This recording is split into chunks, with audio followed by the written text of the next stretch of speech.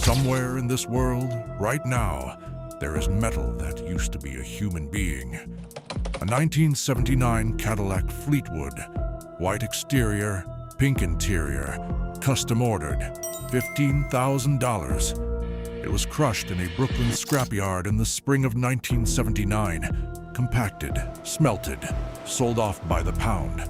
The car isn't the disturbing part. The disturbing part is what was still inside it when it went into the compactor.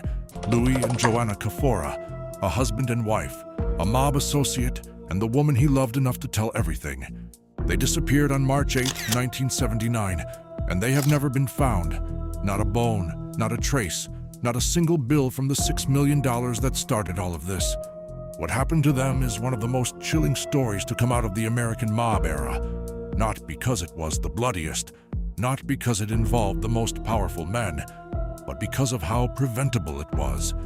Because Louis Kafora wasn't destroyed by an enemy.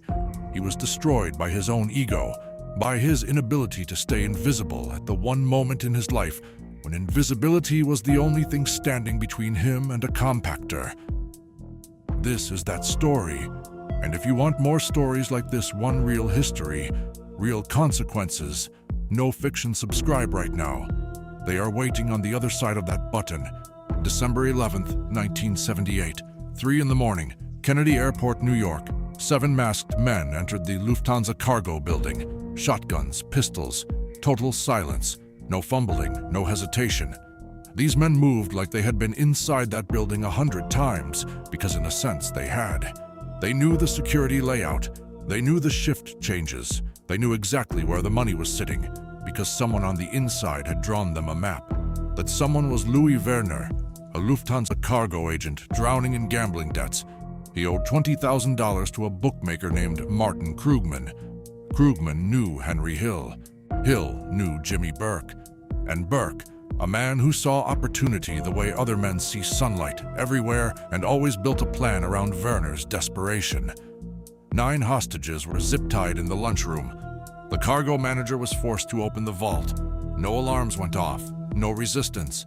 Inside, 72 boxes of untraceable cash, $5,875,000 in currency, $875,000 more in jewelry. All of it loaded into a black Ford Econoline van in under 90 minutes. By 4:30 in the morning, they were gone. The largest cash robbery in American history. Clean, surgical, perfect. The kind of job that makes men feel untouchable. And unfortunately for everyone involved, the kind of job that makes men stupid. The van had to disappear. That was non-negotiable. A vehicle carrying $6 million worth of fingerprints could not sit on a city street. Burke gave that job to Parnell Stacks Edwards, low level, an errand runner. The kind of man you assign the simple tasks to. The instruction was straightforward.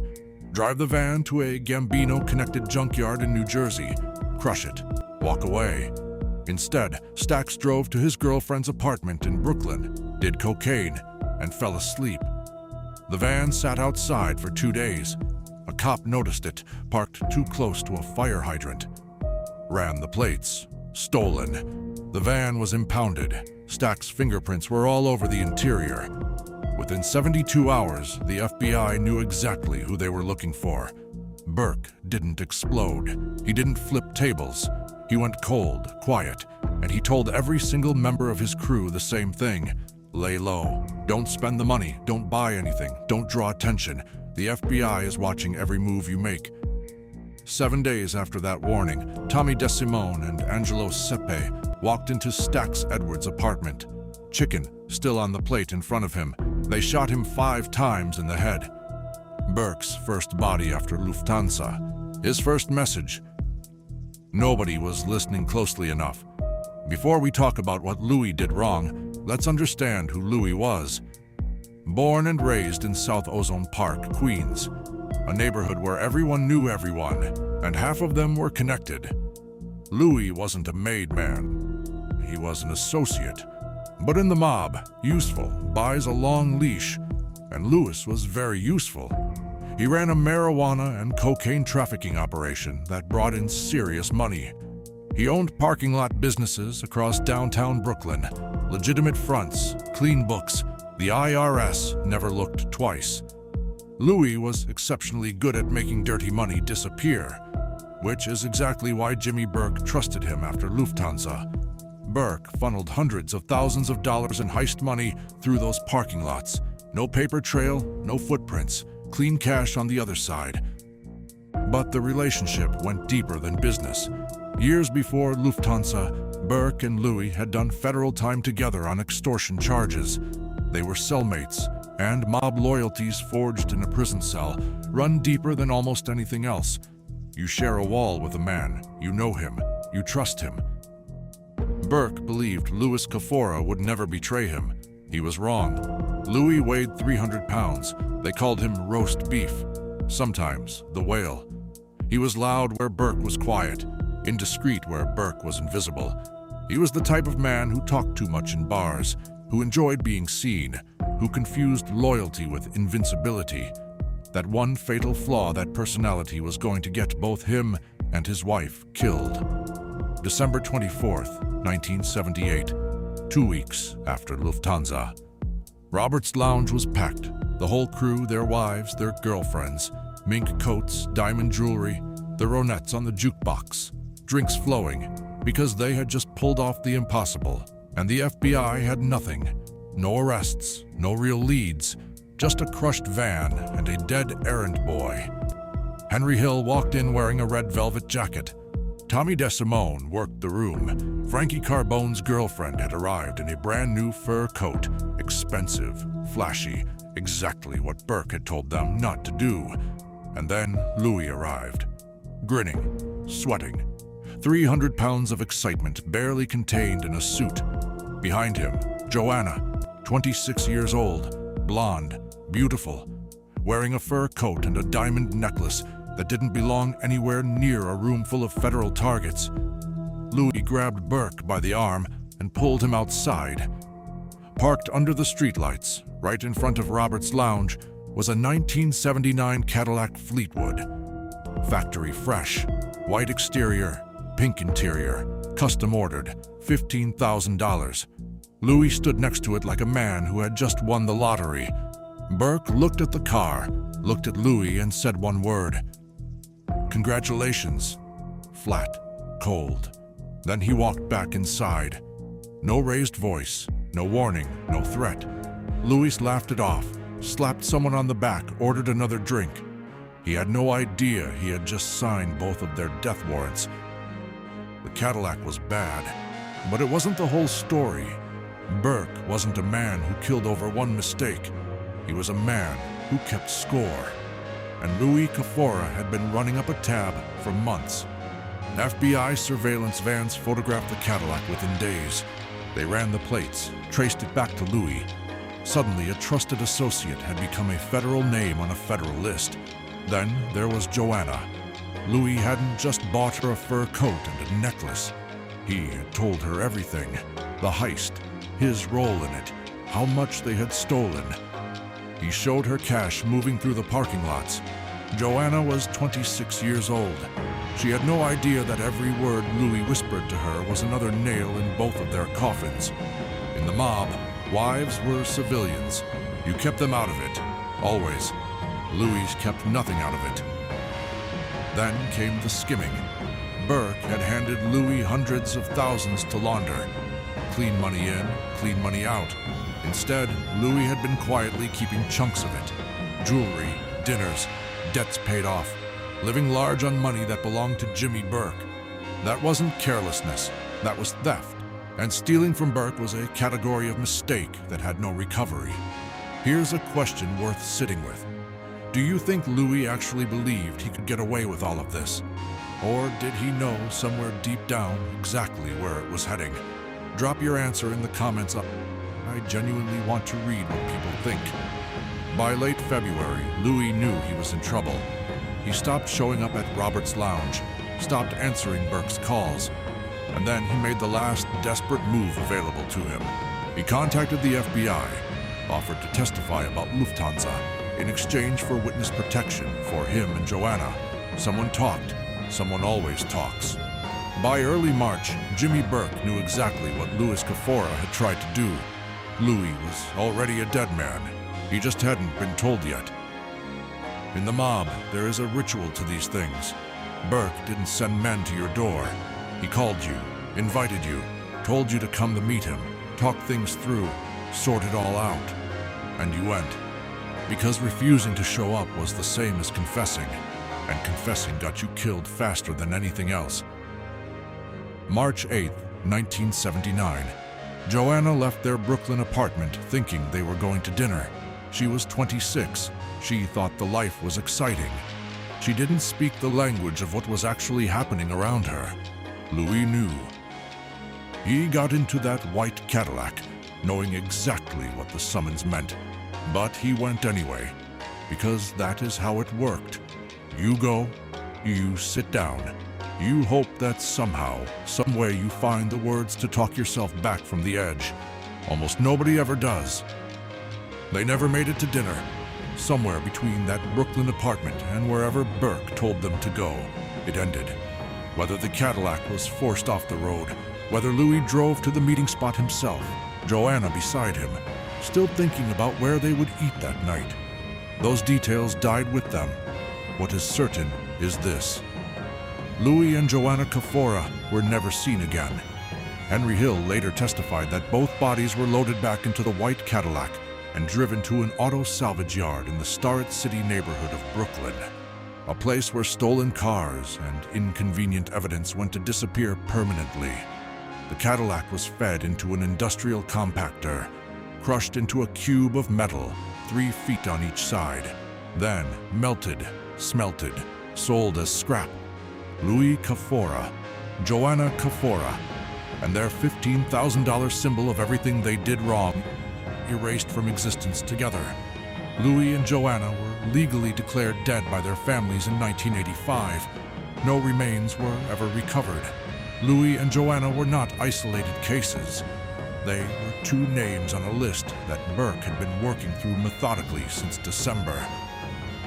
Parnell Stacks Edwards shot 5 times in the head, 7 days after the heist. Martin Krugman, the bookmaker who connected Werner to Hill, dismembered. Body never recovered. Robert McMahon and Joe Buddha Monry found together in a parked car in Brooklyn, both shot execution style in the back of the head. Paolo Licastri, Gambino family drug trafficker, found naked, burned, bullet-riddled on a trash heap in Brooklyn. Teresa Ferrara, her headless torso washed ashore on a New Jersey beach. 9 people dead or missing in 7 months. Every single one connected to Lufthansa. Every single one a loose thread that Burke pulled until it disappeared. And then there was Tommy DeSimone Burke's most loyal hitman, the man who killed Stacks Edwards. Tommy believed he was untouchable. In late December 1978, he was invited to what he thought was a formal Gambino induction ceremony the moment he would become a made man. He walked into that room believing he was about to become royalty. John Gotti shot him in the head. Retribution for murders Tommy had committed without permission. Burke didn't warn him, didn't intervene, because by then, Tommy knew too much. His death was clean, convenient, one less problem. By summer of 1979, Jimmy Burke had done something almost unthinkable. He had silenced an entire operation. Every man who could place Burke at Lufthansa was dead, missing, or too scared to breathe. Every man except one. Henry Hill had watched it all happen. Every disappearance, every funeral, every name that quietly stopped coming up in conversation. And he had been around long enough to understand what the pattern meant. Burke had started being too friendly, too attentive, showing up unexpectedly. The kind of warm behavior Hill had seen before, right before people stopped being seen at all. In April of 1980, Hill was arrested on unrelated drug charges. For most men in his position, that was a moment to calculate. For Hill, it was something else. It was a door, and he walked straight through it. He turned federal witness, went into witness protection, and then he told the FBI everything: names, dates, crime scenes, murder victims. The entire architecture of the Lucchese crime family laid out in devastating detail. It was the most significant mob betrayal in a generation. But even with everything Hill gave them, prosecutors couldn't pin Lufthansa directly on Burke. No bodies, no physical evidence, no recovered money. Burke had been too thorough, too patient, too surgical. Every man who could have testified was already gone. The only person ever convicted of a crime directly tied to the Lufthansa heist was Louis Werner, the cargo agent who started it all. He received 15 years. Burke walked away from the biggest robbery in American history without a single Lufthansa-related charge. He had won, and he knew it. Winning didn't save him. It just delayed things. Burke eventually went to prison not for Lufthansa, not for 9 bodies, not for any of it. He was convicted for the murder of Richard Eaton, a Florida businessman, and for running a point-shaving scheme at Boston College. The kind of charges that would have been a footnote next to everything else he had done. But they were enough. James Burke died in a prison hospital in April 1996. Lung cancer. He never admitted to Lufthansa, never confessed to a single murder connected to it. He took every name, every location, every detail straight to his grave, exactly as he had always planned. The $6 million was never recovered, not a single traceable bill. Some believe Burke buried it. Some say it was moved offshore, spent quietly over years in amounts small enough to never raise a flag. The truth is, nobody knows. It simply vanished like everything else Burke decided needed to disappear. Here is what makes the Kafora story linger long after you hear it. It isn't just a mob murder. It is a case study in how ego kills. Louis wasn't stupid. He was smart enough to launder millions without leaving a paper trail. Smart enough to run a trafficking operation for years without getting caught. But he wasn't smart enough to understand the one thing Burke understood completely, that survival in that world had nothing to do with how much you made. It had everything to do with how little you showed. Louis showed everything. The car, the wife, the money, the lifestyle. And then, when the walls closed in, he tried to flip the one move that made his death not just inevitable, but immediate. Joanna Kafora was 26 years old. She didn't know the rules. She never got the chance to learn them. Martin Scorsese, when he made Goodfellas, made the Cadillac fully pink. In reality, it was white with a pink interior. A small change, a deliberate one. A fully pink Cadillac is impossible to ignore. It demands your attention. It screams, "Look at me."